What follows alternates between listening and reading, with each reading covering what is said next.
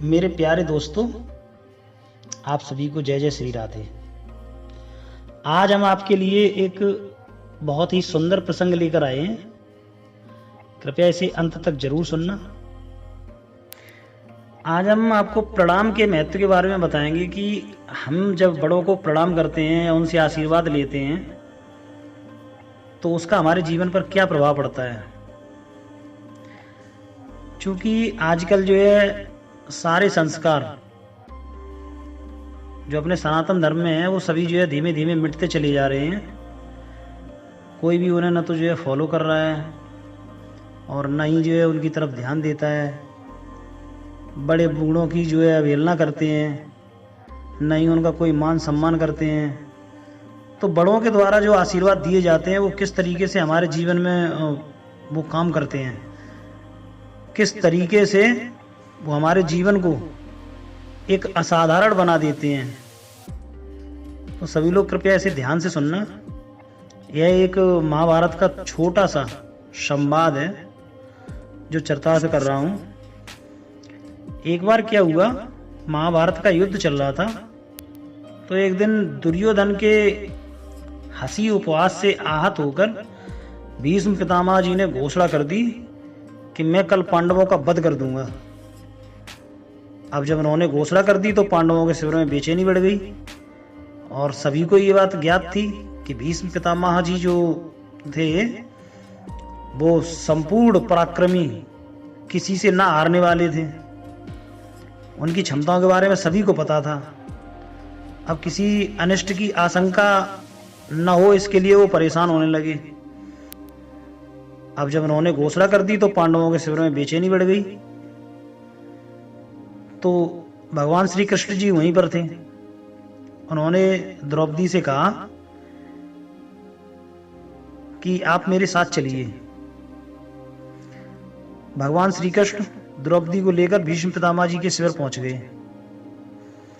जब वे वहां पहुंचे तो शिविर के बाहर खड़े होकर उन्होंने द्रौपदी से कहा कि अंदर जाकर के पितामह को प्रणाम करके आओ। द्रौपदी ने अंदर जाकर भगवान श्री कृष्ण के कहे अनुसार भीष्म पितामह को प्रणाम किया। तो उन्होंने अखंड सौभाग्यवती भव का आशीर्वाद दे दिया। फिर पितामह ने उन्होंने द्रौपदी से पूछा कि वत्स, तुम इतनी रात में अकेली यहां कैसे आई हो, क्या कार्य था। फिर उन्होंने प्रश्न किया कि क्या तुमको यहाँ श्री कृष्ण यहां लेकर आए हैं। द्रौपदी ने कहा कि हाँ, और वे कक्ष के बाहर खड़े हुए हैं। तभी पितामह कक्ष के बाहर आ गए और दोनों ने एक दूसरे को प्रणाम किया। भगवान श्री कृष्ण ने उनको प्रणाम किया और भीष्म पितामह जी ने भगवान श्री कृष्ण को प्रणाम किया। पितामह हंसने लगे और कहने लगे कि मेरे एक वचन को मेरे ही दूसरे वचन से काट देने की क्षमता भगवान श्री कृष्ण ही कर सकते हैं। इतना कहकर वो अंदर शिविर में चले गए। अब शिविर से जब वापस लौट रहे थे तो श्री कृष्ण और द्रौपदी दोनों साथ साथ आ रहे थे। तो रास्ते में द्रौपदी ने भगवान श्री कृष्ण से पूछा कि आपने मुझे प्रणाम करने के लिए क्यों भेजा। तो भगवान श्री कृष्ण कहते हैं कि तुम्हारे एक बार जाकर पितामह को प्रणाम करने से तुम्हारे पतियों को जीवन दान मिल गया। अगर तुम प्रतिदिन भीष्म पितामह, धृतराष्ट्र, द्रोणाचार्य आदि को प्रणाम करती और दुर्योधन, दुशासन आदि की पत्नियां भी पांडवों को प्रणाम करती तो शायद आज इस युद्ध की नौबत ही ना आती।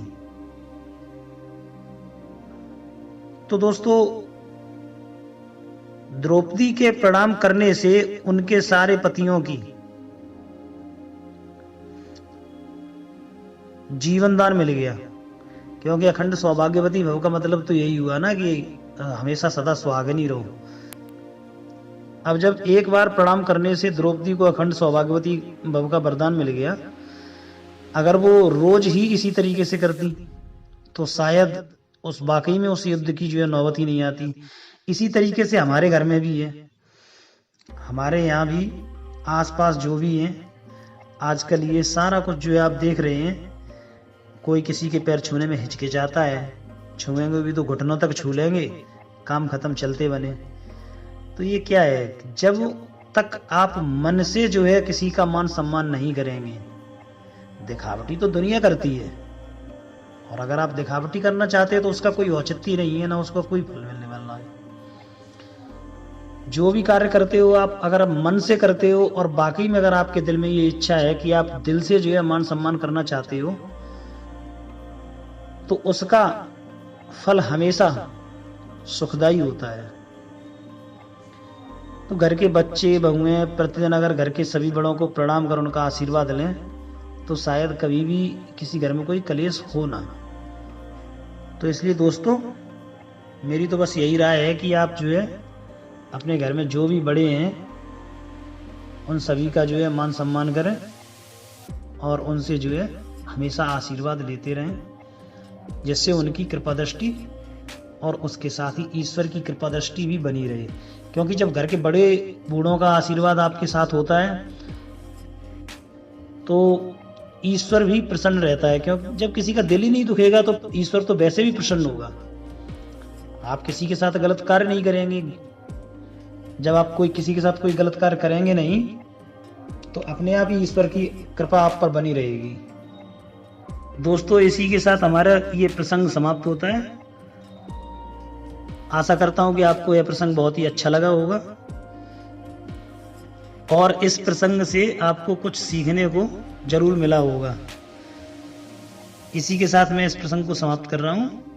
तो दोस्तों, आपको ये कथा कैसी लगी कृपया हमें कमेंट में जाकर जरूर बताएं। अगर कथा आपको अच्छी लगी हो तो लाइक कर दीजिए और चैनल को सब्सक्राइब कर लीजिए तथा बेल आइकन को जरूर दबाइए। तो इसी के साथ दोस्तों, सभी लोगों को राम राम, जय हिंद, जय भारत।